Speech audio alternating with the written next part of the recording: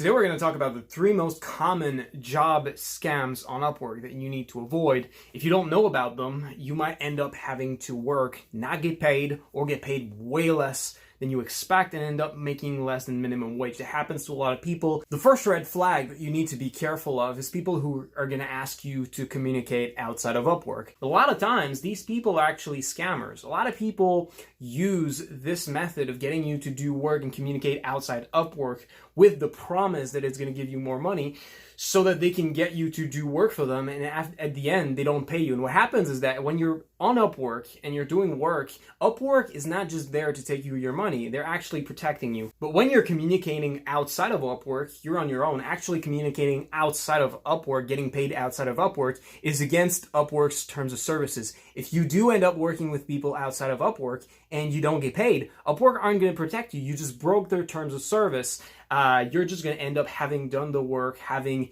no money in your bank account. Sometimes these scammers are going to pay you part of the project at the beginning to give you faith. You know, they may give you a small account of maybe 25% or 50% upfront. And so you do all the work and you expect that, hey, they already paid you part of the money, so they must be safe clients, but at the end, they don't pay you. It happens so often that actually Upwork makes a lot of blog posts on that.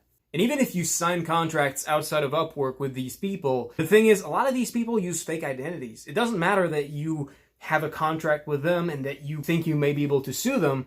There's a reason they don't pay you, and it's because they feel safe not doing it.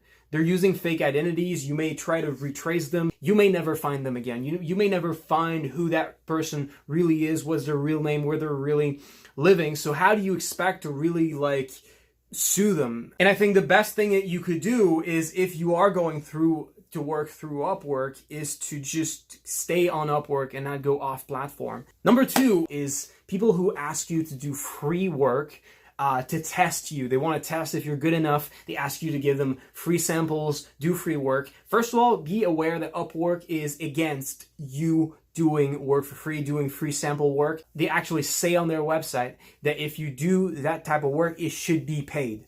A lot of different people on Upwork ask you to do free stuff and don't get to hire you. My ex actually gave up on Upwork because she was tired of getting people to ask her free work and not hiring her to give her money afterwards. And what we realize is a lot of these companies that ask you to do free work, you look at their profile and they've actually never hired anyone.